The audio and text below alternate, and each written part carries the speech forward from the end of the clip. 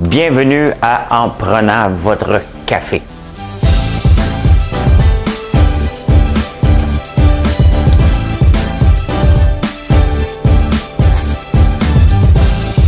Tableau comme ça, là. Tu rentres, tu fais comme.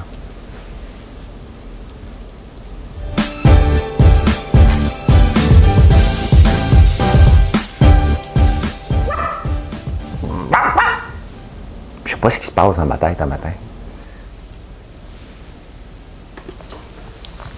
Bon mardi matin, on est le 5 janvier. Comment ça va ce matin? Un petit matin tranquille. Il n'y a pas d'étoiles. Je commence à être tanné qu'il n'y ait pas d'étoiles le matin. Alors, on va parler aujourd'hui du confinement. Le confinement, on va l'annoncer ce soir, donc je vais être obligé de retarder derrière le comptoir. On va écouter François Legault nous dire qu'est-ce qui va se passer. J'en sais de ça. La publicité, on va parler de la publicité qui ne tient pas compte des consignes. Un petit détail, mais important. Oh, Pierre Arcan. On va parler de Pierre Arcan encore ce matin. Il y en a d'autres politiciens, ils sont tous déconnectés de la réalité. Julian Assange, qui se souvient de Julian Assange? On va parler de lui. Mathieu Bock-Côté, qui pense que tout le monde est déprimé parce qu'il l'est. Les produits essentiels. S'il y a bien quelque chose qui a fait de la merde, c'est bien ça. 11h17 hier, une heure importante. J'ai hâte de rentrer dans le 11h17. Je vais vous dire pourquoi. Oh, le camp du Canadien. Il y a des déclarations spectaculaires. On va jaser de tout ça. Les pubs avec Papa de la petite vie. Je ne sais pas quel genre de population ils veulent aller chercher. L'électricité au Danemark. On va parler de ça. On va parler de tout ça. Je m'ennuie de Valérie Plante. Hein. Il n'y a pas de Valérie Plante, donc Fitzgibbon non plus. Mes têtes de Turc sont comme en vacances, donc j'ai moins de monde à rire. Moi, j'étais obligé de rire de moi-même. C'était dur de se lever un matin. C'était pas facile de me lever un matin. Je me suis couché un peu tard. J'étais en train d'écouter la série Bridgerton, je sais pas, une affaire anglaise, c'est bon. Je pensais pas aimer ça, mais c'est bon. Hey, allez, Madame Cacahuète, on va commencer par l'essentiel. L'essentiel, c'est d'être aimé. Pas celle-là.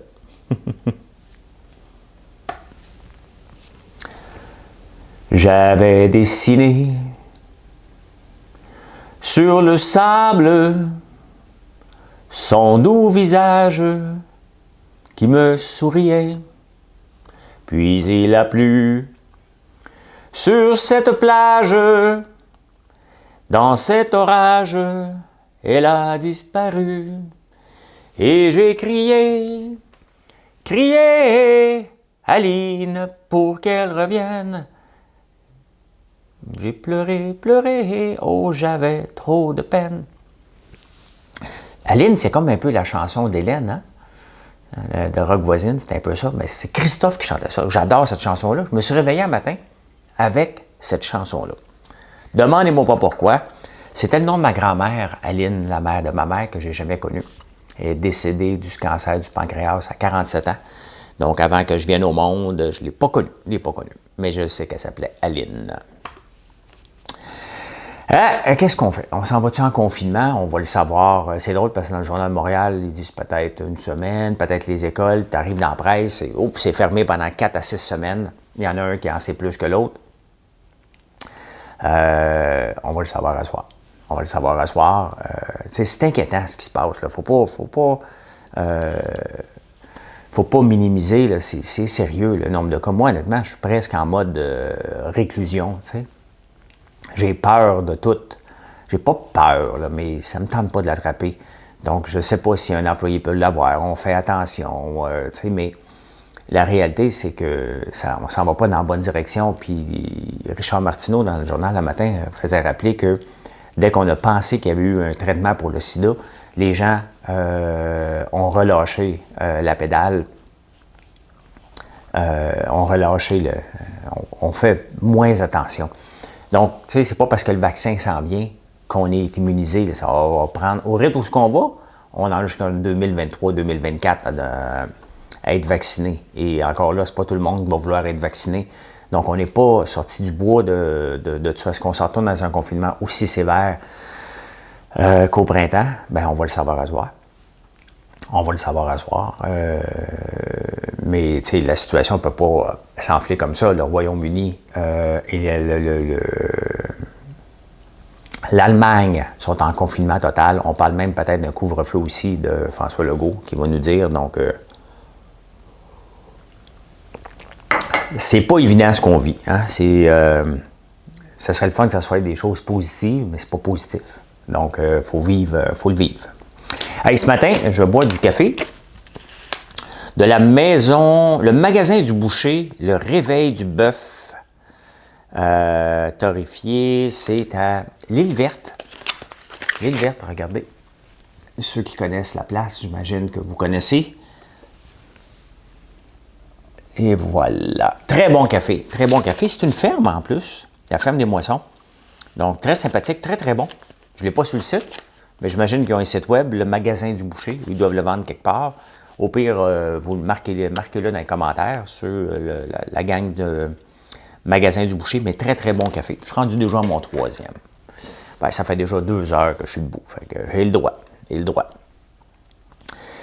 Je suis en train d'updater mon ordinateur. Hier, j'ai reçu une mise à jour, mais tu sais, en campagne, quand tu reçois une mise à jour de « Veux-tu downloader? » puis tu vois 13 gigs, tu fais comme « Oh boy, j'en ai-tu pour 8 ans? Pour combien de temps? » Finalement, ça s'est terminé il y a 15 minutes. Donc, ça a été long. Ça a été long. Bien, c'est parce que un moment donné, je suis allé dormir. Je n'ai pas attendu devant l'ordinateur tout le temps. Fait que... Hey, la publicité, j'ai bien de la misère à dire ce mot-là. C'est comme les CHSLD, hein? Qu'Arruda avait de la misère à dire dans le bye-bye. Je n'avais pas remarqué ça, qu'il avait de la misère à le dire toute l'année. Tu fais que c'est ta job, les CHSLD. Ça me semble facile à dire. Les CI3S, maudit que le monde est débile de mettre. Hey, on va mettre un acronyme. Comment qu'on va appeler ça? Ou des fois, tu regardes des adresses email, ciss.qc.montérégie.ca. Hey, donne un break, tabarnouche. On va s'essouffler en chemin, là. La publicité qui ne tient pas compte des consignes. Tu sais, les motoneigistes du Québec font « Venez en Abitibi! » Oui, mais c'est parce qu'on n'a pas le droit de se promener entre les régions. Oui, mais tu as le droit d'aller dans le sud. C'est pas le droit. Tu sais, à un moment donné, c'est complètement... oui, je sais qu'on veut tous... faire lever notre industrie, puis même année, c'est parce qu'il y a des consignes. Tu le fais. Mettons, tu vas dans le sud. Là. Mettons, tu allais dans le sud. Tu ne mets pas des photos avant ni après. Tu y vas en catimini, puis tu fais tes petites affaires, puis that's it. Tu sais. Celui qui est passé dans le journal, il y a quelqu'un qui m'a fait remarquer hier, celui qui disait ben moi, je suis allé à telle place, je pense que c'était en France. Le gars est propriétaire d'un gym. Imagine-toi, là, OK? Tu es fermé à cause des consignes, ça t'affecte solide la COVID, tu es propriétaire d'un gym et tu t'envoies dans le sud. Là, c'est parce que, tu sais, quand tu crois que tout est permis, tu es aux premières loges d'être touché et tu t'en vas dans le sud. Pas fort, pas fort, pas fort. Canadian Tire qui annonce des poêles aussi. Ah oui, peut-être leur pub était faite depuis un mois, là. Mais à un moment donné, tu dis, tiens, celle-là, on ne va pas l'imprimer. Oui, oui, ils annoncent des poêles, tu n'as pas le droit de vendre des poêles.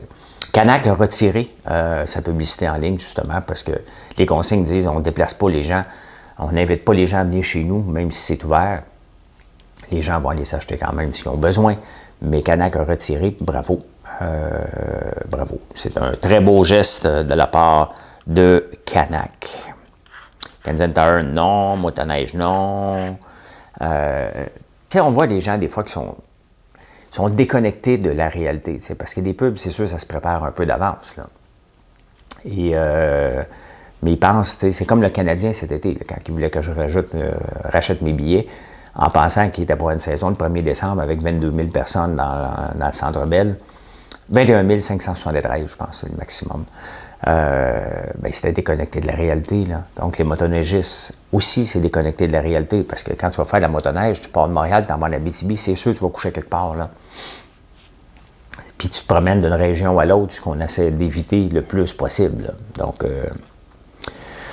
c'est pas facile. Il y a des gens qui sont pas capables de s'adapter. Tu sais, puis en affaires, c'est un peu ça, tu sais. C'est l'adaptation. Et je pense que le mot, puis j'en ai parlé le 1er janvier, ou 31 décembre, ou 1er ou le 2, je sais pas. L'adaptabilité. Tu sais, il faut que tu t'adaptes à chacune des situations. Ça ne veut pas dire de fermer ton commerce, tu n'es pas obligé. Mais comment tu peux t'adapter pour ne pas faire venir les gens dans ton magasin si les règles sont celles-ci. Hey, Pierre Arcan, tu pars de ministre à rien, tu sais, à un pauvre député, je ne pas un pauvre, là, OK? Mais il était ministre, le gars. Il en pesait lourd. Il était chef de l'opposition par intérim. Dominique Anglade a gagné, a été couronné. Il s'en va dans le sud, il se fait enlever de toutes ses responsabilités, puis là, il était un député.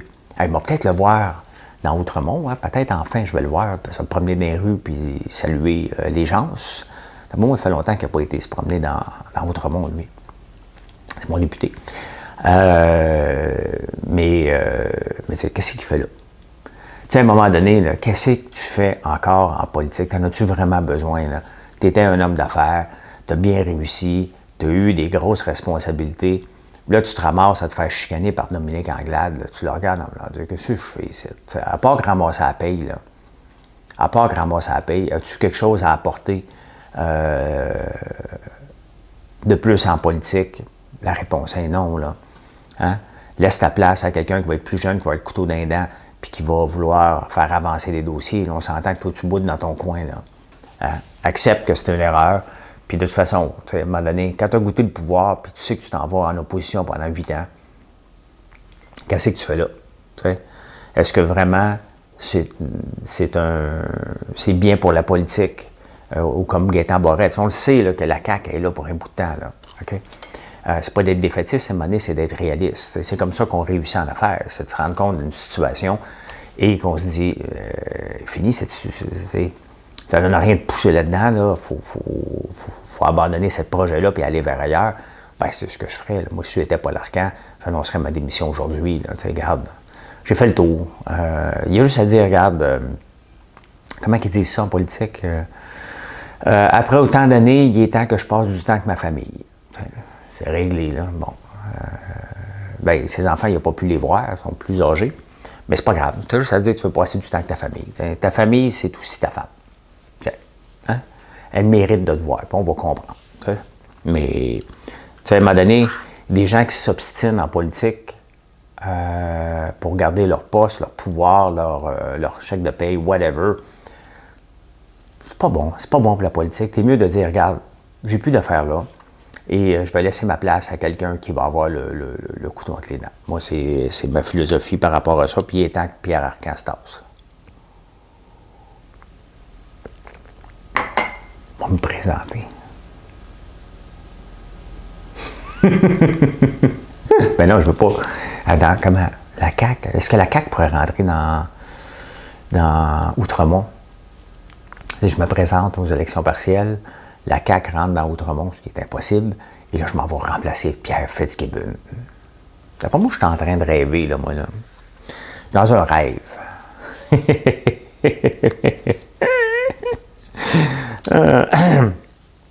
Et en parlant de politiciens, tu sais, il y a 2 conservateurs aussi, il y a un conseiller à Granby, ça fait 2 fois qu'il voyage.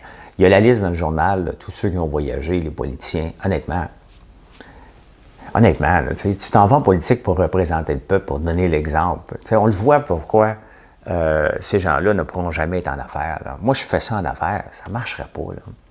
Ça ne marcherait pas. Là, il y en a un paquet. Il y en a 2 qui ont démissionné en Alberta. Il y a l'autre ministre des Finances de l'Ontario qui a démissionné. Qu'est-ce que vous avez pensé? Là, c'est sûr que tous les gens étaient pour fouiller. Ils sont où en ce moment? Sont-ils quelque part? Puis vous autres, vous voyagez. C'est pas fort, là. C'est pas fort. Et c'est pour ça qu'il y a bien des politiciens qui ne seront jamais des hommes d'affaires, mais il y a des hommes d'affaires qui peuvent être politiciens. Parce que ces gens-là sont déconnectés de la réalité. Hein?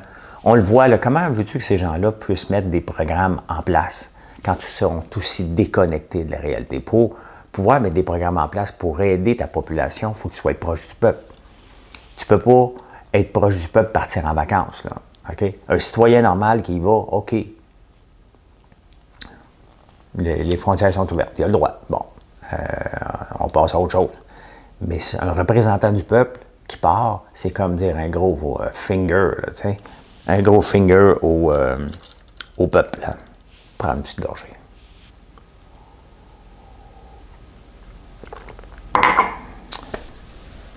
Hey, Julian Assange, est-ce que vous vous souvenez de lui? Peut-être que ça ne vous dit rien, ou peut-être que vous vous en balancez, mais le gars, c'est lui qui avait fait le Wikileaks, qui avait permis 750 000 ou 400 000, 700 000 documents classifiés qui avaient mis ça sur le net. Et bien entendu, tu es passible de 700 ans de prison avec ce genre de délit-là aux États-Unis. Fait que lui, il s'était poussé. Hein? Puis il était dans un aéroport, puis là, ça fait 13 ans qu'il est en exil. Il a passé du temps dans une église, dans un aéroport. Il est déjà en prison, le gars. T'sais. Puis les États-Unis, c'est ceux qui veulent l'avoir. Il est en Angleterre en ce moment. Il était dans l'ambassade de l'Équateur. Là, je ne sais plus il est où. Je pense que l'Équateur l'a sorti de là, mais je ne sais plus il est où. Mais il vit dans une petite place minime. Donc, il est déjà en prison. T'sais. Oui, il a fait il a sorti ces documents-là. Ça a mis la lumière sur bien des choses. Mais pourquoi? Hein? Sachant que tu t'en vas en prison dans une ambassade pour le restant de tes jours, ou tu t'en viens en prison ici, quelle vie misérable. Là, moi, il y a des gens qui sont prêts à plus que moi là, pour faire avancer le peuple. Le gars, il se pousse. Il sort des documents, puis tu te pousses. Pas fort. C'est pas fort. Mathieu Bock-Côté, ce matin, Mathieu Bock-Côté, il dit que la solitude imposée est déprimante. C'est pas parce que Mathieu Bock-Côté est déprimé que toute la population est déprimée. Il faut arrêter de généraliser. Oui, c'est pas facile ce qu'on vit en ce moment, mais les gens, puis hier, je vous en ai parlé, j'ai posé des questions et il n'y a personne qui a dit vraiment qu'il est extrêmement déprimé. C'est une situation spéciale qu'on vit. Mais quand je vois Mathieu Bock-Côté qui dit que tout le monde est déprimé parce que lui, il l'est, bien, ça ne marche pas comme ça. Moi, je suis de bonne humeur, je vous demande si vous êtes de bonne humeur, bien, vous me dites que vous êtes de bonne humeur. Mais non, il y a des choses qui ne sont pas le fun, là. Mais la réalité, c'est que peu de gens ont perdu leur emploi. Ils sont très peu, ceux qui ont perdu leur emploi. Il y a peu de gens il y a beaucoup de gens qui se sont réinventés cette année, qui ont pris une pause de leur rythme de vie d'avant pour se recentrer sur l'essentiel. Et il faut que ça finisse, la monnaie, la COVID. C'est bien évident. Mais quand je dis que tout le monde est déprimé, puis que c'est déprimant, puis que la situation actuelle, parce qu'on ne sort pas, tu sais, lui, il veut aller manger au restaurant. T'sais. Fait que lui, s'il ne va pas manger au restaurant, il est malheureux, comme si le restaurant était le centre de l'univers de l'économie mondiale. La réponse est non. Okay? Le restaurant reste un luxe. Il a le goût de se payer ce luxe-là, peut-être parce qu'il n'est pas capable de cuisiner. Mais c'est pas ça la vie, là. T'sais. Je vais te montrer, moi, Mathieu. T'sais. On va aller cuisiner ensemble. On va te cuisiner ça, moi, 100 livres de recettes. Tu ouvres ton frigo, tu fais comme un entrepreneur. Tu ouvres ton frigo, tu dis qu'est-ce que je mangerais bien? Fait que là, tu fouilles, puis à un moment donné, tu te fais une recette. Hein. C'est tout aussi simple que ça.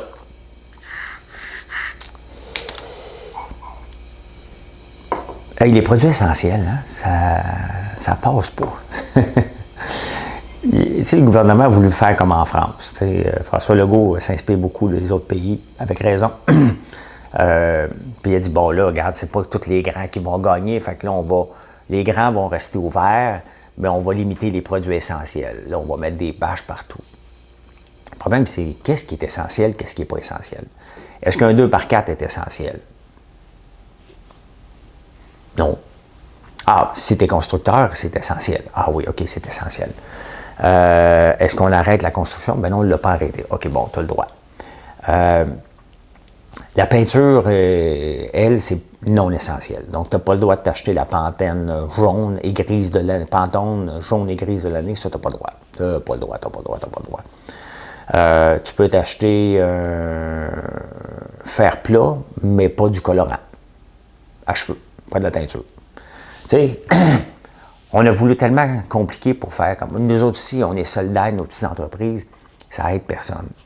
Ça aide personne et ça retient l'économie. Au pire, Tu vas le commander en ligne, ta peinture, mais il n'y a pas grand monde qui vend de la peinture encore en ligne. Mais est-ce que c'était à faire? C'est un geste politique. C'était pas un geste pour ralentir la propagation, parce que la réalité, on ne le sait pas tous. Moi-même, je n'ai aucune idée qu'est-ce qui est essentiel ou pas, là. J'ai besoin du gel pour les cheveux. C'est essentiel ou pas? Ben, si je regarde mes cheveux quand je viens pour faire le derrière le comptoir à 5 heures, je peux vous garantir que dans mon cas, c'est essentiel. Quand j'ai fini un entraînement, si je n'ai pas de gel, c'est essentiel. Donc, tu peux t'acheter des vis du J-Proc, mais pas de peinture. Fait que le constructeur, lui, il a fini la maison, puis il dit, ben, regarde, c'est comme ça. On a tiré les joints, tout est fait, puis tu le peintureras quand tu rentreras dedans. Il y a peut-être une règle et une exception pour les constructeurs. Tu sais, ça commence à faire beaucoup d'exceptions. Pour faire quoi, dans le fond? Pour absolument rien. Tu sais, pour pas faire une grande différence.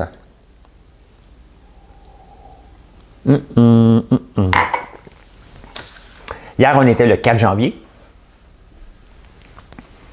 C'est pas une journée importante pour bien des gens, mais pour 100 personnes au Canada, c'est une journée extrêmement importante.